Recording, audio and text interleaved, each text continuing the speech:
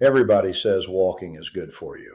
Your doctor says it, your wife says it, you see it on every health list ever written. And because it sounds so basic, most men our age blow right past it. They figure walking is what you do when you can't do anything else. Something light, something you settle for, not real exercise. I thought the same thing for years. I spent 37 years in construction and field operations. I was on my feet all day, hauling materials, crossing job sites, climbing in and out of trucks. I figured that counted. I figured all that movement was enough to keep me in decent shape. And for a long time, it seemed like it was, until it wasn't. Here's the truth. Walking isn't weak. It's foundational. A real walking habit doesn't just burn a few calories and call it a day. It changes how your brain functions, how your body processes stress, how sugar moves through your blood, how your cells produce energy, and how your mood holds together from morning to night. And here's what caught me off guard when I finally started paying attention. A lot of people already walk, but they never actually feel these changes happening. Not because walking doesn't work, but because their body doesn't register what they're doing as a real signal. It's background noise instead of a message. Today, I want to walk you through what actually happens inside your body when walking becomes a genuine daily habit. No hype, no miracle claims, just what I've learned from experience and from paying closer attention to the research than I ever thought I would. And by the end, you'll understand why walking might be the single most powerful health habit a man over 55 can build, if he does it the right way. Let me start with the brain, because this is where it got real for me. There's a part of your brain, researchers call it the hippocampus, that handles memory, learning, and mental sharpness. You don't need to memorize the name, just understand what it does. As we get older, that structure shrinks. And when it shrinks, memory fades, thinking gets foggy, and the risk of serious cognitive diseases goes up. For a long time, science assumed that shrinkage was a one-way street. Once it started, you couldn't reverse it. Then they studied people who walked. In one well-known study, older adults walked at a steady pace for about 40 minutes, 3 days a week. After a year, their brain scans showed that structure had actually grown. Not just held steady, grown. Walking increased blood flow to the brain and triggered a protein that supports the growth of new brain cells. Think of it like fertilizer for your mind. That's why people who walk consistently often notice they're thinking more clearly, remembering things better, staying sharper through the day. Not because they're grinding harder, because their brain is physically healthier. I'll be honest with you, when I was in my late 50s, deep into what I now call my rough patch, I noticed I was foggier than I used to be, slower to recall things, less sharp in conversation. I chalked it up to getting older, figured that was just part of the deal. But after about a year of walking every single day, nothing extreme, just showing up, that fog started to lift. I didn't connect it to walking at first. I thought maybe I was sleeping better or something else had changed. But now I understand the science behind it, and it tracks perfectly with what I experienced. If you've ever come back from a walk feeling like your head is clearer, that's not a coincidence. That's your biology responding. Now let me talk about stress, because this one matters more than most men realize. Stress isn't just a feeling, it's a chemical event. When you're under pressure, your body pumps out cortisol. Cortisol is useful in a true emergency, but when it stays elevated day after day, from work pressure, money concerns, poor sleep, family tension, years of pushing through without recovery, it starts doing real damage. Weight creeps on, sleep quality drops, your immune system weakens. You feel wound tight even when nothing specific is wrong. I lived in that state for years without knowing it. I'd wake up already tense. I'd check my phone, start thinking about the day's problems before my feet hit the floor. My breathing was shallow. My shoulders were locked. My whole system was running on a low-grade alarm that never turned off. Walking interrupts that cycle. A steady, rhythmic walk activates the part of your nervous system responsible for calm, repair, and recovery. That predictable left-right rhythm sends a signal to your brain. You are safe. That's why walking feels calming even when your problems haven't changed. Your body chemistry has shifted. Walking doesn't erase what's stressing you. It teaches your body how to turn the alarm off instead of staying stuck in that fight or flight mode all day long. And this effect gets stronger when you walk outside. Natural light, open space, distance vision, all of those things reinforce that safety signal to your brain. That's one reason I prefer walking my neighborhood greenway or the trails near our house in Franklin over pacing on a treadmill indoors. The outdoor piece matters. Here's something else that surprised me. Walking doesn't just calm your brain, it frees it up to think better. Researchers at Stanford tested creative thinking while people sat versus while they walked. Walking boosted creative output by roughly 60%. And it makes sense when you think about it. When you sit for long stretches, especially under pressure, blood flow slows and your thinking narrows. You're pushing hard, but your brain can't make new connections. Walking reverses that immediately. Each step works like a pump, pushing blood back toward the heart and up to the brain. More blood means more oxygen. More oxygen means better function. Walking also activates a system in your brain that handles insight, imagination, and connecting ideas in ways you wouldn't expect. That's why so many people solve problems while walking instead of while sitting at a desk forcing themselves to concentrate. Walking creates mental space, and when you have mental space, solutions show up on their own. I can't tell you how many times I've stepped out the door frustrated about something, a family situation, a project decision, something I couldn't figure out, and come back 30 minutes later with the answer sitting right there in my head. I wasn't trying to solve it. The walk solved it for me. Now let me get into blood sugar, because this is personal for me. Every time you eat, sugar enters your bloodstream. Insulin moves that sugar into your cells to be used as fuel. Over time, especially if you're carrying extra weight and not moving much, your body can become resistant to insulin. Sugar sits in the blood longer. Energy crashes hit. Fat storage increases. This process is quiet. It doesn't announce itself with a dramatic event. It shows up as feeling sleepy after meals, craving something sweet every afternoon, needing caffeine just to feel normal. My older brother Daniel developed type 2 diabetes in his 60s.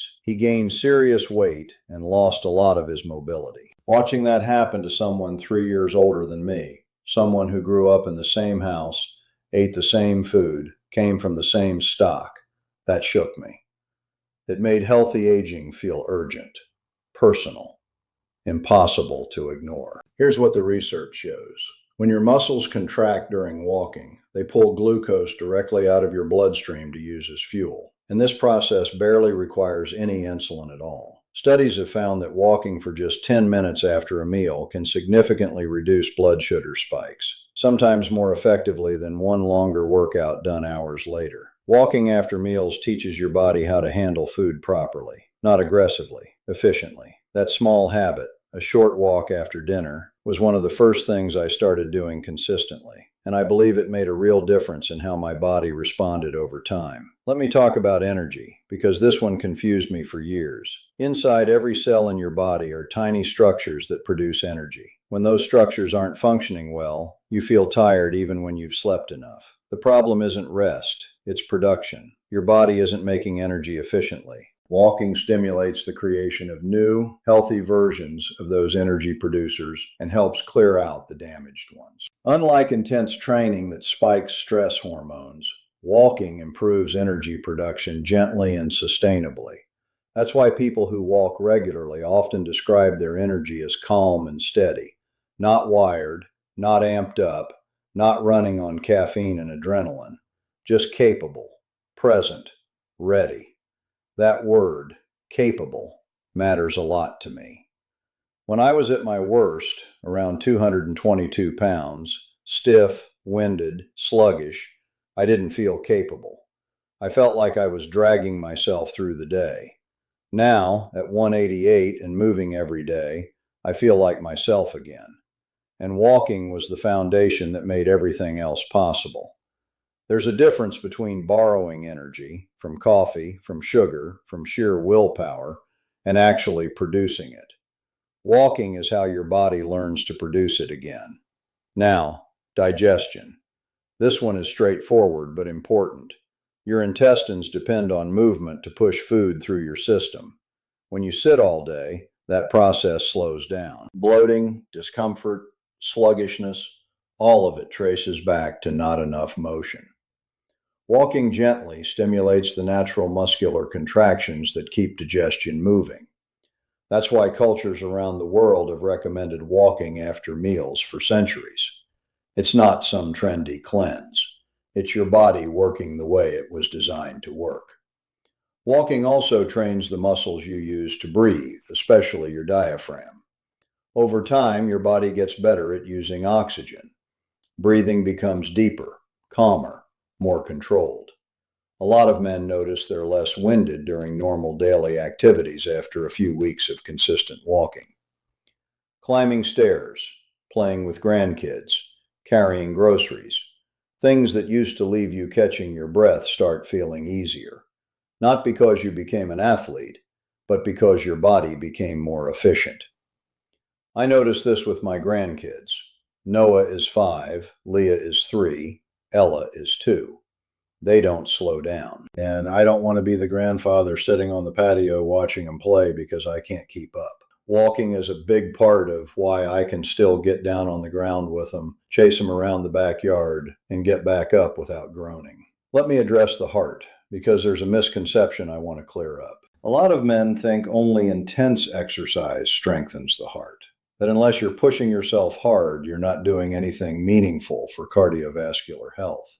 But large studies comparing walkers and runners found that when the total energy used is similar, walking provides comparable heart benefits. Walking lowers blood pressure. It improves cholesterol balance. It strengthens circulation. And it does all of this without hammering your joints or spiking stress hormones.